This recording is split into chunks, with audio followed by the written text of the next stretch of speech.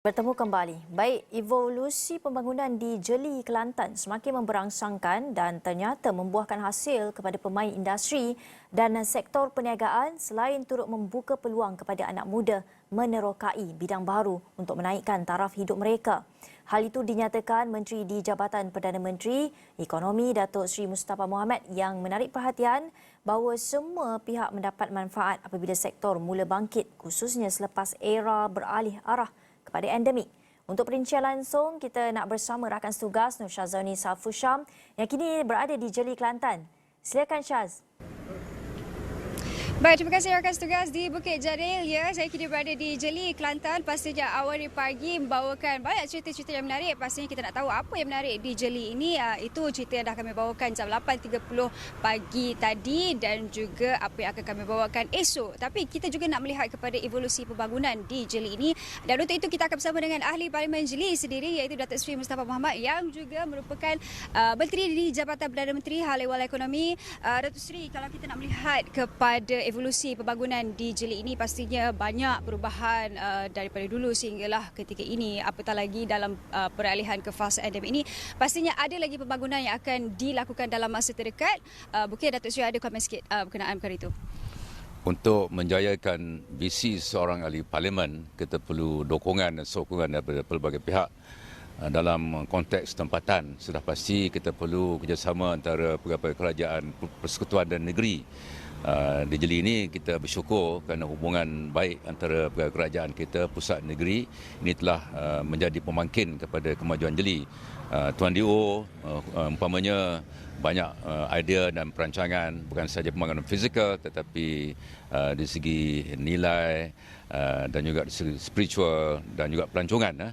Beliau merupakan antara orang utama yang mendorong idea-idea baru bagi memajukan kawasan pelancongan di Jeli ini. Di pihak kerajaan pusat, kita ada beberapa ketua jabatan di Jeli ini.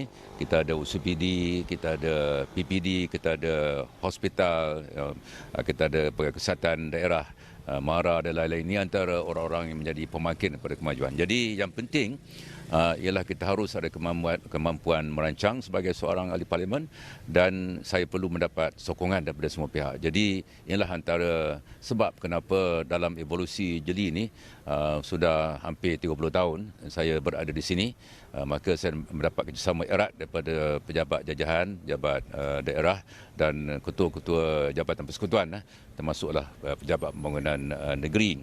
Untuk masa depan ni kita perlu ada adik-adik yang bernas. Kita harus fikir pada masa depan. Anak muda khususnya, mereka mahu harapan, khususnya peluang pekerjaan. Jadi apabila kita bangunkan satu kawasan, akan ada peluang-peluang pekerjaan. Apabila pelancongan dimajukan di Jeli umpamanya, ia memberi peluang untuk kita membangun chalet-chalet ataupun tempat penginapan, tempat riadah, membolehkan kita mengusahakan restoran, membolehkan kita ada perusahaan online. COVID ni telah memberi dorongan yang cukup kuat kepada usahawan-usahawan online. Di Jeli ini saya tubuhkan satu komuniti usahawan online. Saya berbangga dengan kejayaan mereka. Saya tak mau sebut nama-nama, takut antaranya akan ramai dan saya sentiasa berjumpa dengan mereka dan kita ada kursus untuk membangunkan kemahiran mereka. Terkini kita ada kursus digital marketing umpamanya dengan beberapa syarikat besar di Kuala Lumpur dan kita akan adakan banyak kursus untuk mereka. Ini satu perkara yang saya tak terfikir sebelum COVID. Usahawan online ini telah berjaya dan kita berbangga dengan kejayaan mereka. Bukan saja di Jeli, di luar Jeli pun mereka berjaya. Produk unik ini perlu kita bangunkan. Jeli ini ada Gunung Basuh umpamanya, pusat eko pelancongan untuk mereka yang sukakan adventure. Di segi makanan, selain daripada makanan biasa Kelantan ni, kita ada sambal pijak, kerabu pijak umpamanya di kampung seberang Sungai Rual. Ada satu keluarga yang mengusahakan jenis makanan ini. Jadi kita harus ada kemampuan untuk memikirkan produk-produk yang kreatif dan unik. Kalau kita tak dapat bezakan kita dengan orang lain, sudah pasti kita tidak akan dapat mencapai kejayaan yang cemerlang. Jadi dua perkara. Yang pertama kita perlu dukungan daripada pegawai kerajaan, daripada rakyat. Yang keduanya kita harus ada kemampuan untuk berfikir secara inovatif dan kreatif. Barulah kita dapat mencatatkan kejayaan. Kita nak Malaysia ni maju semuanya. Kita tak mahu cuma Lembah Kelang yang maju, Pulau Pinang ke Johor dan kawasan pedalaman Jeli ni terpinggir. Jadi saya selaku Menteri di JPN, antara tanggungjawab saya adalah pembangunan negara.